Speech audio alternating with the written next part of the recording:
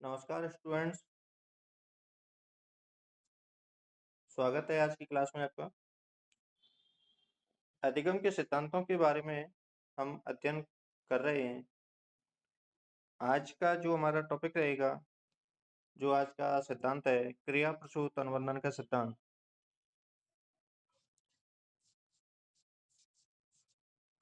क्रिया प्रसूत अनुबंधन का सिद्धांत जो कि बीएफ स्किनर के द्वारा सन 1938 में दिया गया। ये अमेरिका के निवासी थे तथा इनको व्यवहारवादी मनोवैज्ञानिक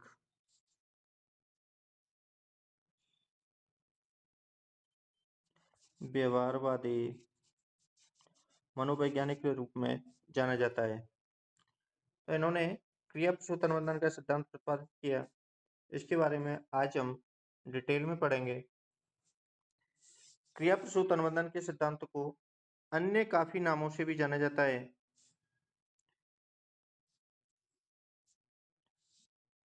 जैसे इसमें पहला है कार्यात्मक प्रतिबद्धता का सिद्धांत, नैमित्तिक अनुबंधन का सिद्धांत,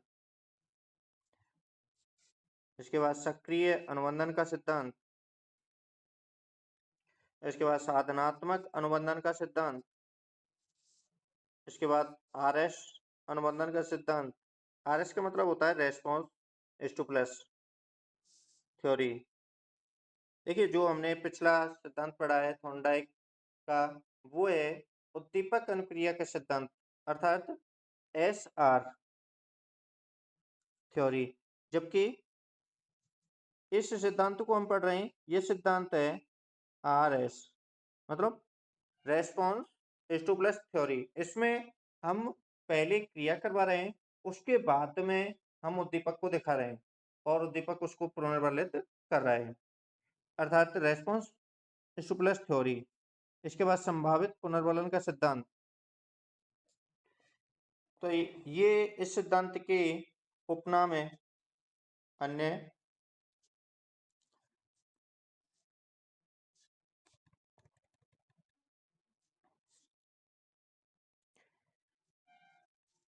अगर हम बीएफ स्किनर के बारे में जाने तो ये सिद्धांत 1938 में दिया था। अमेरिका के निवासी थे, व्यवहारवादी मनोवैज्ञानिक हैं। इनकी अगर बुकों को अगर हम जाने,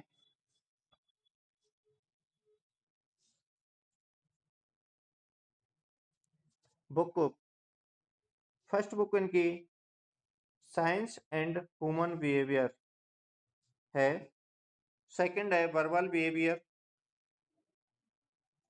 तो ये दो बुकें हैं इनकी।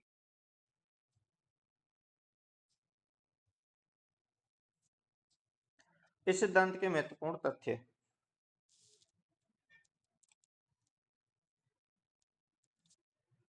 यह है व्यवहार को बिना उद्दीपक की जानकारी के। इस सिद्धांत के बारे में बताया गया है कि वह व्यवहार जो बिना उद्दीपक की जानकारी के लिए किया जाता है, अर्थात हम सामने से कुछ नहीं बता रहे और क्रिया अगर किसी से करवा रहे हैं, बाद में उसको रेस्पॉन्स दे रहे हैं, पुनर्वलित कर रहे हैं, तो वो सिद्धांत क्रिया प्रसूत व्यवहार कहलाता है। इसके बाद स्किनर ने उद्दीपक नहीं तो अनुक्रिया नहीं का विरोध किया है। जैसे थॉर्नडाइक के सिद्धांत में हमने क्या है कि बिल्ली को सामने से मछली का टुकड़ा दिखाया है, तब जाके वो अपनी क्रियाएं कर रही है। लेकिन इसमें इन्होंने इसका ठीक विपरीत किया है। इसमें बताया है कि उद्दीपक नहीं तो अनुक्रिया नहीं का विरोध किया है। हम पहले अनुक्रिया करवाएंगे, बाद में उसको उद्दीपक देंगे, उसे बाद में पुनर्वलित करेंगे। यह सिद्धांत प्रभाव के नियम पर आधारित है। अधिगम का जो मुख्य नियम है, प्रभाव का नियम, उस पर आधारित है। यह सिद्धांत आर मीन्स रेस्पॉन्स रेनफोर्समेंट अनुक्रिया पुनर्वलन पर बल देता है।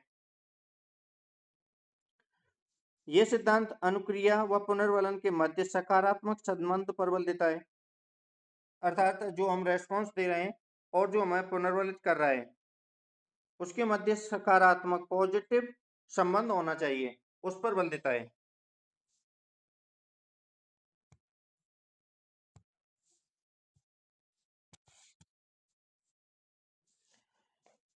इस सिद्धांत में अनुक्रिया व उसके बाद मिलने वाला पुनर्वलन परिणाम महत्वपूर्ण है।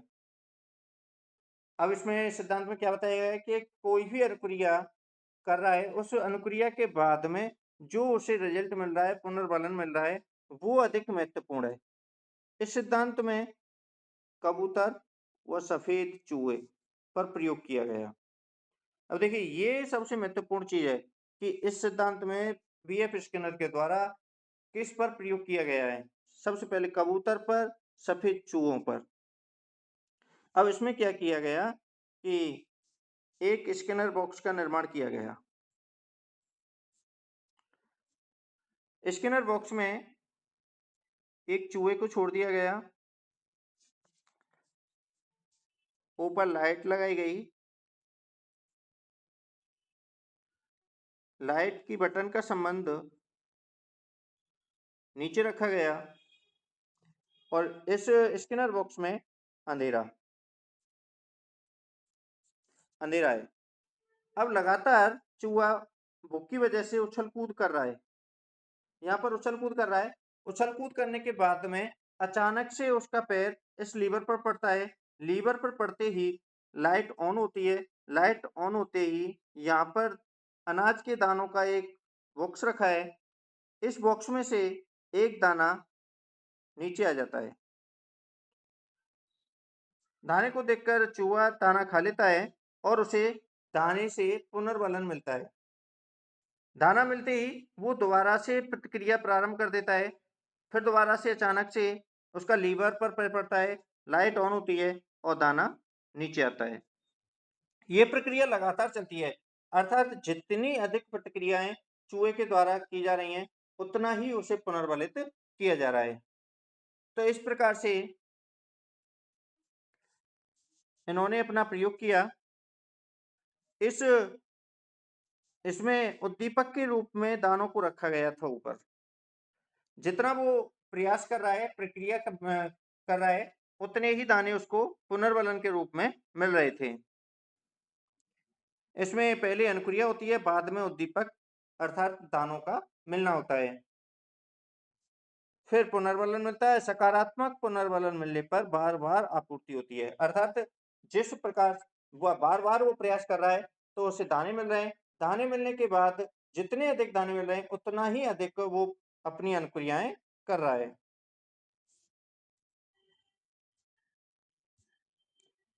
देखिए, इसमें हम इस सूत्र के माध्यम से भी समझ सकते हैं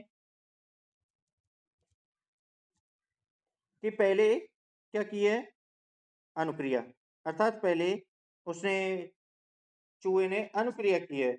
अनुक्रिया करने पर उसका पैर लीवर पर पड़ा है, लाइट ऑन हुई है और दाने उसे प्राप्त हुए। दाने प्राप्त होने के बाद क्या कर रहा है, उसे दानों ने पुनर्वलन का कार्य किया है। और जब हम पुनर्वलन उसे सकारात्मक रूप से मिल रहा है, तो उस क्रिया को वो क्या करेगा, पुनरावृत्ति करेगा। और जब पुनरावृत्ति बार बार कर रहा है, तो वो उसमें साधनात्मक अनुबंधन उसके साथ हो जाएगा, अर्थात वो उस प्रक्रिया पहले प्रोसेस करेगा, फिर बटन दबाएगा, लाइट ऑन होगी और वो दाना प्राप्त कर लेगा, तो उसका अनुबंधन हो जाएगा।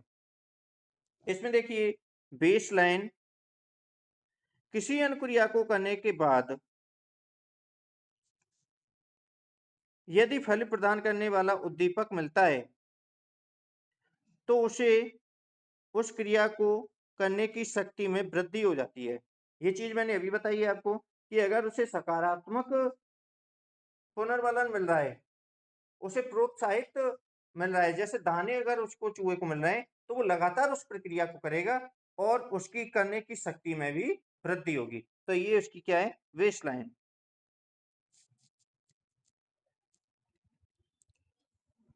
अब ये प्रयोग करने के बाद मुख्य रूप से स्किनर ने निम्न शब्दों का परिभाषित किया। जैसे पहला शब्द इन्होंने निकाला है वंचन। वंचन क्या होता है, अपने प्रयोग के माध्यम से वंचन निकाला। वंचन का क्या अर्थ होता है, वंचन का अर्थ होता है कि सही अनुक्रिया होने तक पुनर्वलन को रोके रखना, अर्थात जब चूहा प्रयास कर रहा है, जब तक उसका पैर लीवर पर नहीं पड़ रहा है, तब तक उसे पुनर्बलन नहीं मिल रहा, अर्थात धान्य नहीं मिल रहे। तो वंचन का अर्थ यही है, जब तक बालक से हम पढ़वाएं, जब तक वो सही प्रकार से अनुक्रिया ना करने लग जाए, तब तक हम उसे प्रोत्साहित ना करें। सही अनुक्रिया होने पर उसे हम प्रोत्साहित करें, वो प्रक्रिया कहलाती है वंचन। इसके बाद संचयी रिकॉर्डिंग। संचयी रिकॉर्डिंग अनुक्रिया की दर को मापने के लिए, अर्थात वो जो प्रयास कर रहा है उस प्रयास को मापने के लिए इसका प्रयोग किया जाता है। अर्थात जो हम जितने अधिक बालक प्रयास कर रहा है अपने परिणाम को प्राप्त करने के लिए, कितनी बार उसने प्रयास किया है, उन परिणामों को मापने के लिए संचयी रिकॉर्डिंग की प्रक्रिया अपनाई जाती है। इसके बाद मैगजीन प्रशिक्षण। मैगजीन प्रशिक्षण में जैसे कबूतर या चूहे का जार के पास ले जाने का प्रशिक्षण, अर्थात जैसे चूहे को हम स्पिनर बॉक्स में अगर बंद कर रहे हैं तो उससे पहले प्रशिक्षित किया जा रहा है कि उसको किस प्रकार से कार्य करना है, और वो उस जो हमें उसे प्रशिक्षण दे रहे हैं वो प्रशिक्षण मैगजीन प्रशिक्षण के नाम से जाना जाता है। इसके बाद श्रृंखला। श्रृंखला क्या होती है कि एक अनुक्रिया के संकेत दूसरी अनुक्रिया के संकेत से जुड़े हुए होना, अर्थात जो प्रयास है वो कर रहा है, उन प्रयासों को पहले प्रयास से दूसरे प्रयास को जोड़ना, दूसरे प्रयास से तीसरे प्रयास को जोड़ना, उन प्रयासों को जोड़ने वाली प्रक्रिया श्रृंखला होती है। अनुक्रिया को सरल से कठिन की ओर ले जाती है, और उन अनुक्रिया को क्या करती है, वो सरल से कठिन के सूत्र की ओर प्रतिपादित होता है इसमें, और सरल से कठिन की ओर ले जाती है। इसके बाद अनुक्रिया का सामान्यीकरण। इसमें एक ही अनुक्रिया की बार-बार पुनरावृत्ति होना। अब इसके बाद शेपिंग या आकृतिकरण, ढलना, रूप निर्धारण, ये सभी एक ही चीज है। ये क्या होती है? शेपिंग क्या होती है? शेपिंग मीन्स बालक के व्यवहार में वांछित परिवर्तन लाने के लिए पुनर्बलन का न्याय संगत प्रयोग करना। अर्थात शेपिंग होती है कि बालक में जो हम परिवर्तन ला रहे हैं उस परिवर्तन को वांछित ढंग से लाने के लिए उसका न्याय संगत जो प्रयोग किया जाता है वो शेपिंग कहलाती है।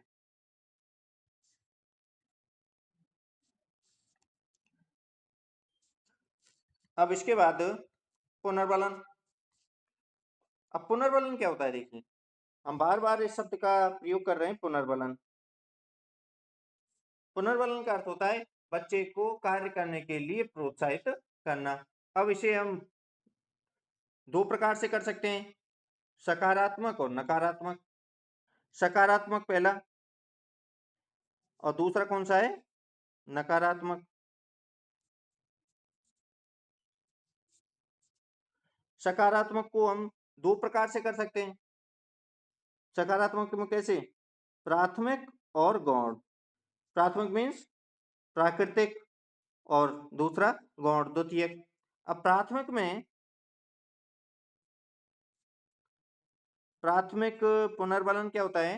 प्राथमिक में जो जन्मजात आवश्यकताओं की पूर्ति करता है वो प्राथमिक पुनर्बलन होता है, जैसे भोजन, पानी, काम, नींद आदि। ये प्राथमिक पुनर्बलन के तौर पर जाने जाते हैं, जो कि हमारी आवश्यकता की पूर्ति करते हैं। इसके बाद दूसरा है द्वितीयक या गौण पुनर्बलन। गौण पुनर्बलन क्या होता है? जो बाहरी रूप से प्रदान किए जाते हैं, जैसे प्रशंसा, पुरस्कार आदि। जैसे बाहरी रूप से जो पुनर्बलन हमें मिलते हैं वो गौण या द्वितीयक पुनर्बलन कहलाते हैं। और नकारात्मक पुनर्बलन में मुख्य रूप से जैसे दंड, अपमान आदि प्रकार के नकारात्मक पुनर्बलन होते हैं। तो इस प्रकार से ये पुनर्बलन दिया जाता है। अब इसके बाद नेक्स्ट पुनर्वलन अनुसूची। पुनर्वलन अनुसूची क्या होती है? पुनर्वलन अनुसूची को हम 2 भागों में बाँट सकते हैं। 2 भागों में कौन-कौन से? पहला है सतत पुनर्वलन अनुसूची और दूसरी है आंशिक पुनर्वलन अनुसूची। आंशिक पुनर्वलन अनुसूची सबसे अच्छी मानी जाती है। सबसे अच्छी क्यों मानी जाती है? क्योंकि इसमें हम 2 प्रकार से मापते हैं इसे। पहला है अनुपात और दूसरा है अंतराल। पहले अनुपात में अगर इसे भागों में बाँटें तो पहला निश्चित पुनर्वलन अनुसूची में क्या होता है कि किसी बच्चे को घर से जैसे 5 में, 10 में, 15 में, 20 में उत्तर पर पुनर्वलन देना। निश्चित अनुपात में जैसे हम हर बच्चे को 5 में, 10 में फिक्स बिल्कुल क्वेश्चन पर उसे पुनर्वलित कर रहे हैं, तो वो एक निश्चित पुनर्वलन है उसका। इसके बाद दूसरा है परिवर्त्य पुनर्वलन। ये किसी बच्चे को अनिश्चित अनुक्रिया पर पुनर्वलन देना। जैसे हम कभी भी किसी को पुनर्वलित कर देते हैं, तो वो एक परिवर्त्य पुनर्वलन होगा। इसके बाद दूसरा है आंतरिक या अंतराल पुनर्वलन अनुसूची। इसमें भी निश्चित और परिवर्त पुनर्वलन। निश्चित में जैसे हर 10 मिनट के बाद किसी बच्चे को पुनर्वलित कर रहे हैं और परिवर्त में किसी भी समय पर जैसे कभी 2 मिनट पर कर दिया, कभी 5 मिनट पर कर दिया, तो कभी 10 मिनट पर कर दिया, या फिर कभी किसी 2 दिन बाद कर दिया या 4 दिन बाद कर दिया। तो ये पुनर्वलन की अवधि परिवर्त में आएगी।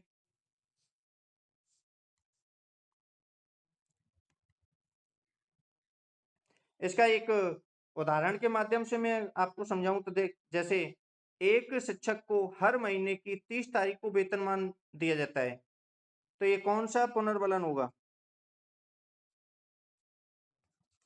ये पुनर्वलन निश्चित अंतराल पुनर्वलन होगा।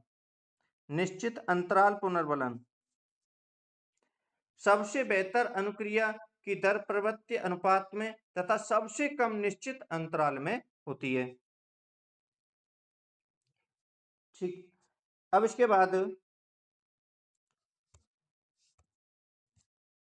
स्किनर के शाब्दिक व्यवहार के प्रकार, अर्थात शाब्दिक व्यवहार से किस प्रकार से होते हैं, ये मुख्य रूप से इन्होंने 4 भागों में बांटा है। ये 4 प्रकार होते हैं। पहला है मांग, डिमांड के अनुसार बोलना। दूसरा है टैक्ट, वस्तु को देखकर उसके बारे में बोलना। इसके बाद प्रतिध्वनिक व्यवहार, हूबहू बोलना या उस किसी चीज का अनुसरण करना। ऑटोक्रेटिक व्यवहार, इसमें स्वतः ही बोलना। इस प्रकार स्किनर के शाब्दिक व्यवहार के मुख्य रूप से कितने प्रकार हैं? 4।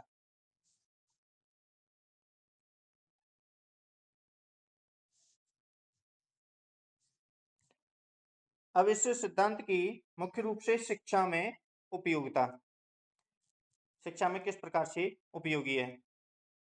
देखिए, ये सिद्धांत भाषा विकास में अनुक्रिया तथा पुनर्वलन को महत्वपूर्ण मानता है। अगला, यह सिद्धांत आत्मविश्वास को बढ़ाने, चिंताओं को दूर करने व निदानात्मक एवं उपचारात्मक शिक्षण में उपयोगी है।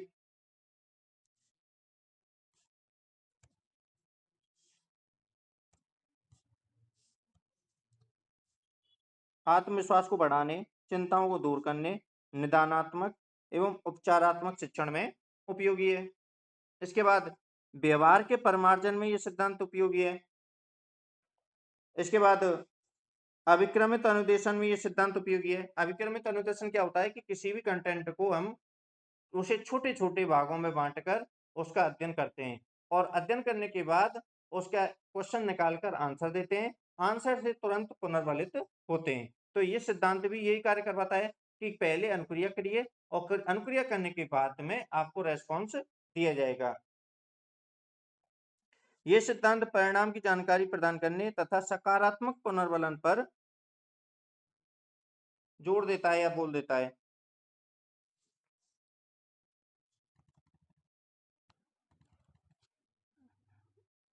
ये बल देता है।